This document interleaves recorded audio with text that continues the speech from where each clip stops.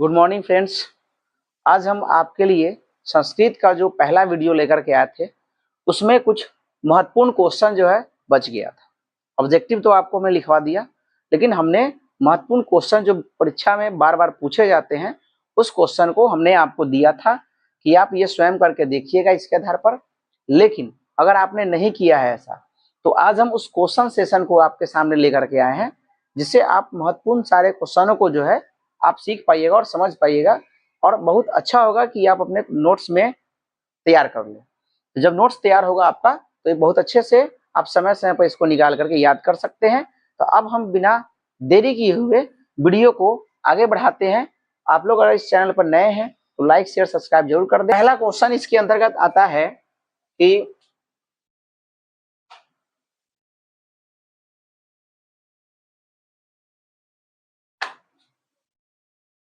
पहला क्वेश्चन,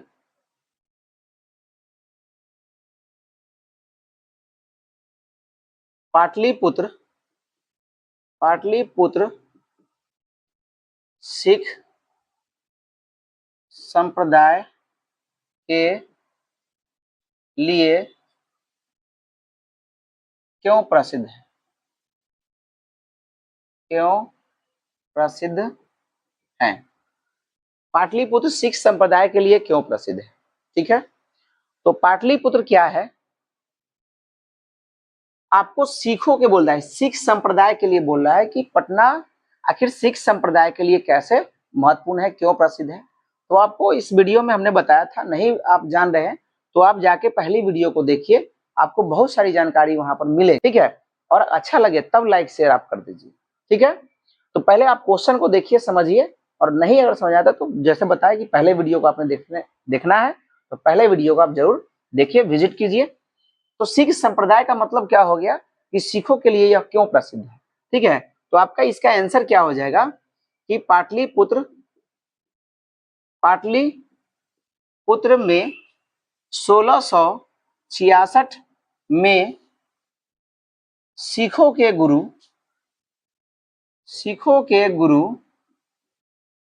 गुरु, इसमें ऐसे भी लिख सकते हैं 10वें गुरु, सिखों के 10वें गुरु गोविंद सिंह का जन्म हुआ था।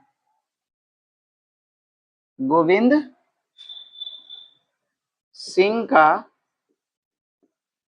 जन्म हुआ था। इनके जन्म दिवस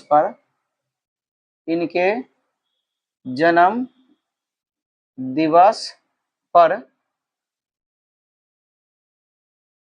पटना में एक पर्व मनाया जाता है। इस दिन देश विदेश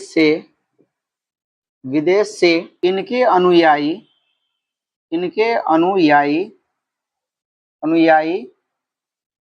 यहाँ आते हैं। इनके अनुयायी गरीबों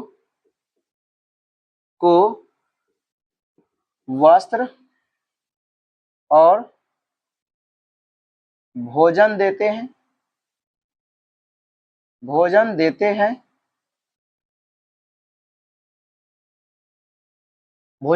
अतः सिख संप्रदाय के लिए पटना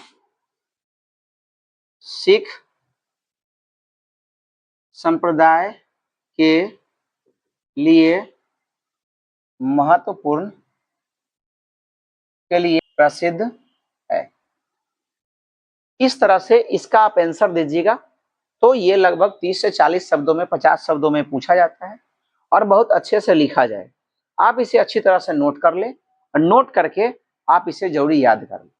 दूसरा क्वेश्चन है कि गौतम बुद्ध ने पटना के बारे में क्या कहा था? गौतम बुद्ध ने पटना के बारे में क्या कहा था? तो उन्होंने पटना के बारे में कहा था कि यह आग लगी, बीमारी से, लड़ाई झगड़ा से क्या होगा? ग्रसित होगा। यहाँ बाढ़ भी जो है बहुत बराबर आते रहेंगे, जिससे यह बाढ़ ग्रसित क्षेत्र भी होगा। ठीक है, तो इसको लिखते हैं कि गौतम बुद्ध जब पटना आए थे तब इन्होंने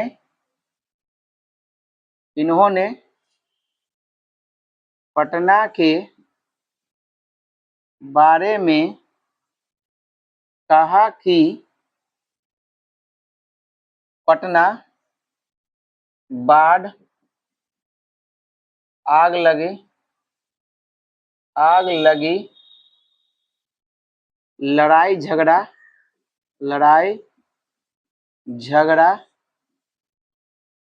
बीमारी या रोगों से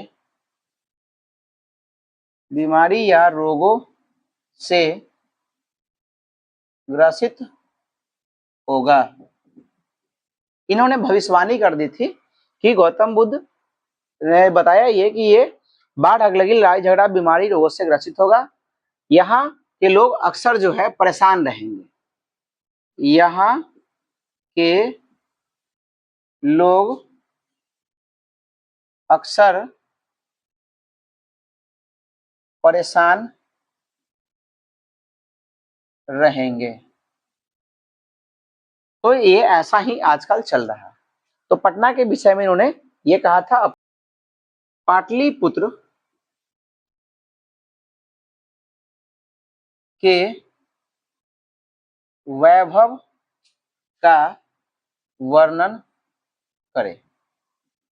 पाटलिपुत्र के वैभव का वर्णन करें मतलब कैसे वो समृद्धशाली है। ठीक है, तो आप उनके टॉपिक को अच्छा समझिए कि एक तो शिक्षा केंद्र के लिए समृद्धशाली है, यहाँ पर अनेकों दर्शनीय स्थल है, यहाँ पर सिखों के संप्रदाय के बहुत सारे एक बहुत बड़ा फेस्टिवल मनाया जाता है, जैसा कि हमने पिछले क्वेश्चन में बताया। उसके साथ ही पटना, तो इसके अब बारे में आंसर देते हैं। पटना एक शिक्षा का प्राचीन केंद्र रहा है। यहाँ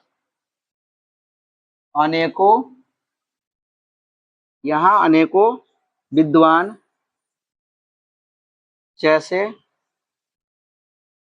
पतंजलि, पाणिनि, वरामिहिर,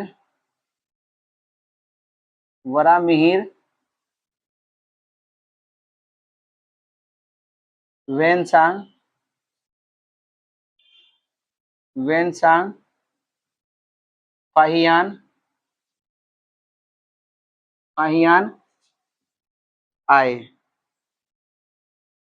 पाहियान आए। पटना में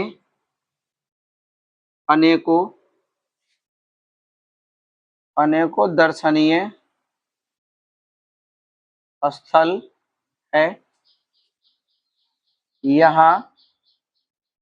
है। यहाँ सिख संप्रदाय के लिए प्रसिद्ध स्थल है।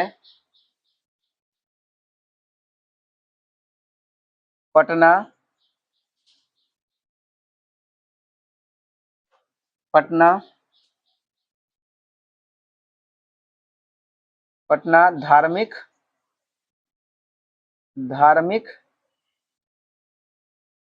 क्षेत्रों में भी बहुत प्रसिद्ध है। पटना एक शिक्षा प्राचीन केंद्र रहा। यहाँ अनेकों विद्वान जैसे पतंजलि, पाणिनि और वरामिहिर, वेनसांग, पाहियान आए। पटना में अनेकों दर्शनीय स्थल है। यहाँ सिख संप्रदाय के लिए प्रसिद्ध स्थल है। पटना धार्मिक क्षेत्रों में भी बहुत प्रसिद्ध है। तो हम ये पटना के वैभव के बारे में बताएं कि पटना आखिर क्यों और किस लिए यह जो है बहुत आगे है। तो इसका यह सभी क्षेत्रों से हम बताएंगे, घूमने का जगह, विद्वानों से संबंधित, दर्शनीय स्थल संबंधित, शिक्षा से संबंधित, और पटना में एक कमोदी महोत्सव पर्व भी मनाया जाता है, ये आप इसमें ऐड कर सकते हैं। ठीक है, तो ऊपर में हम इसको लिख देते हैं।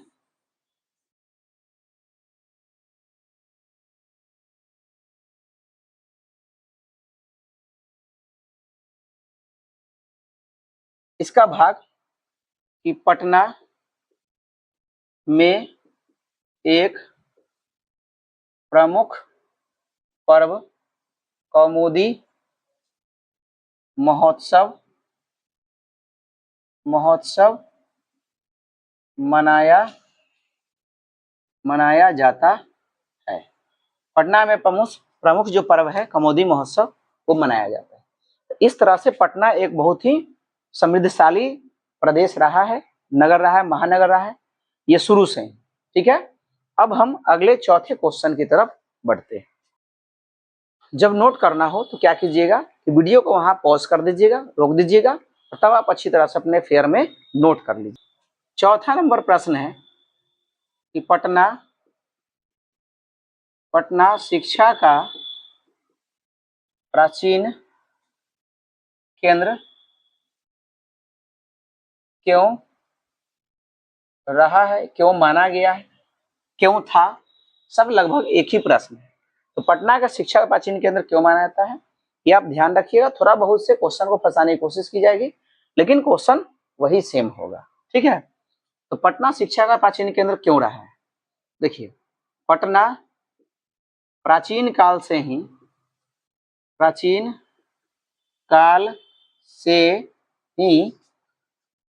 शिक्षा का प्राचीन केंद्र रहा है। इसका कारण यह है कि यहाँ अनेकों गणित और शास्त्र विज्ञान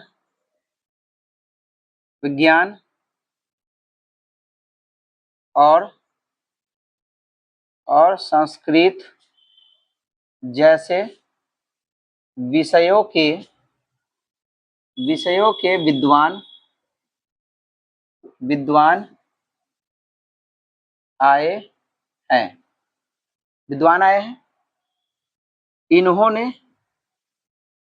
इन्होंने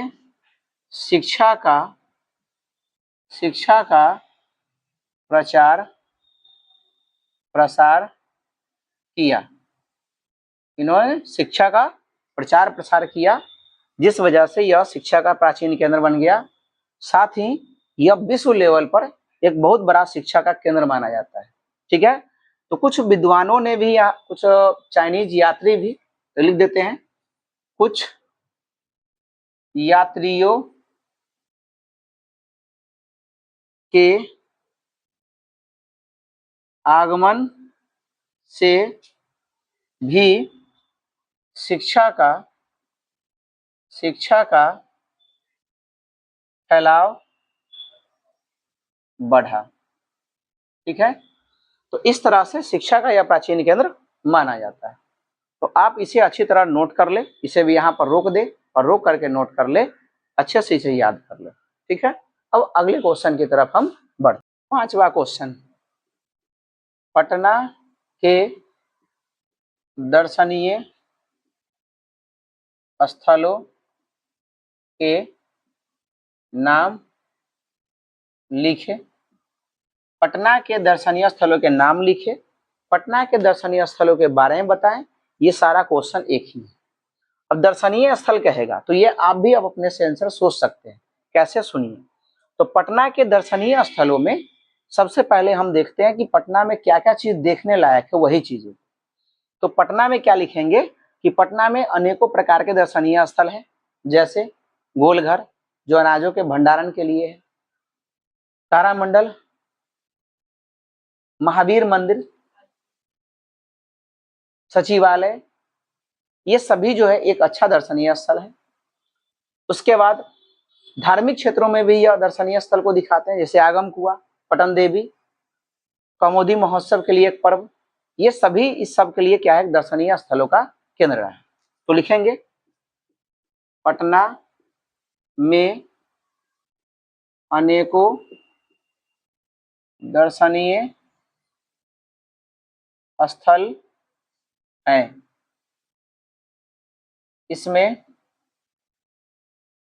इसमें गोलघर जो अनाजों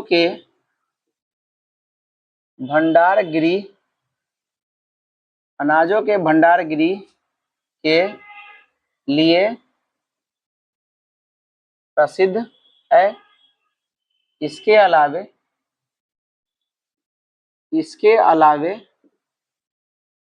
अलावे तारामंडल, सचिवालय,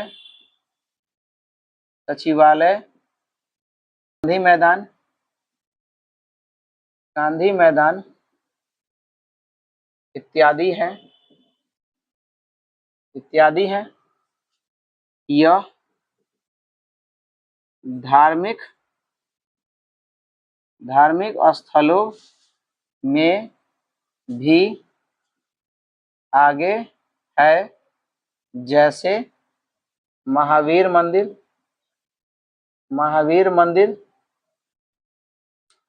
आगम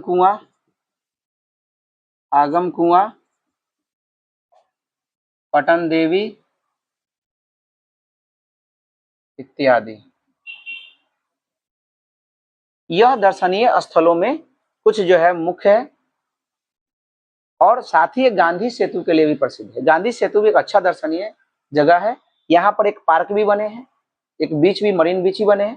खैर ये सब तो इस पाठ से संदर्भित नहीं है, लेकिन आप गांधी सेतु जैसे बातों को इसमें लिख सकते हैं। ठीक है, तो जब ये आपको कुछ वर्ड दिखे कम है तो आप यह पटना सेतु के लिए प्रसिद्ध है, तो आप ये भी लिख सकते हैं। या इस पर एक बहुत बड़ा लंबा पुल बना हुआ है जो कि दर्शनीय स्थलों में से एक है। ठीक है, तो आप इसे नोट कर लो।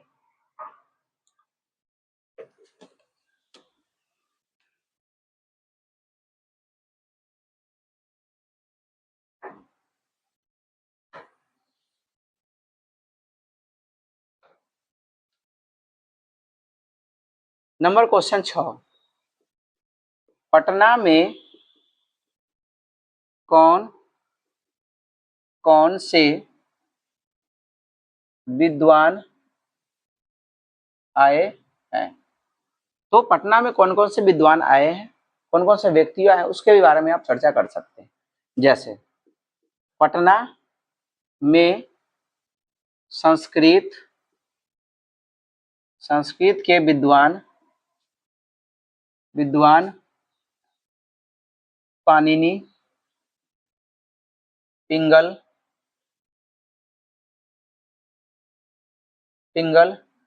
जैसे व्यक्ति आए हैं। अर्थशास्त्र और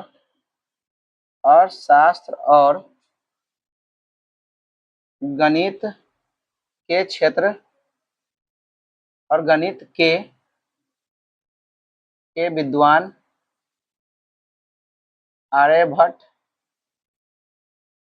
आर्यभट्ट और वराहमिहिर आए हैं। ठीक है, उसके बाद या इसके अलावे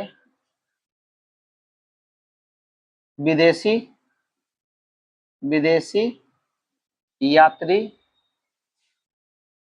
में पाहियान, वेनसांग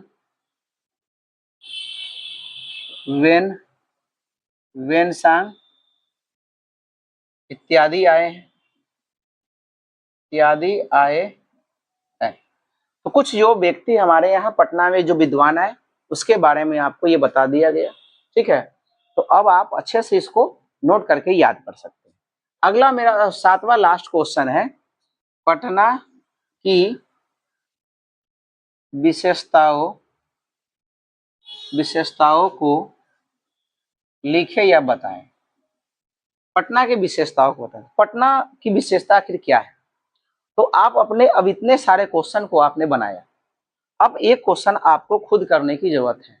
मैं समझा देता हूं और आप अच्छे से इसे नोट कर लेंगे, खुद से बना के देखेंगे तो आसानी से बन जाएगा। पटना की विशेषता यह है कि पटना एक बहुत ही समृद्धशाली जगह है जहां बड़े बड़े अस्पताल हैं जो विभिन्न रोगों के इलाज के लिए सक्षम है। ठीक है, इसके अलावे यह शिक्षा का ही बहुत बड़ा क्षेत्र है। आज देश विदेश और हर राज्यों से बच्चे यहाँ पढ़ने आते हैं। पटना में अनेकों प्रकार के दर्शनीय स्थल है जिसको लोग देखने के लिए आते हैं।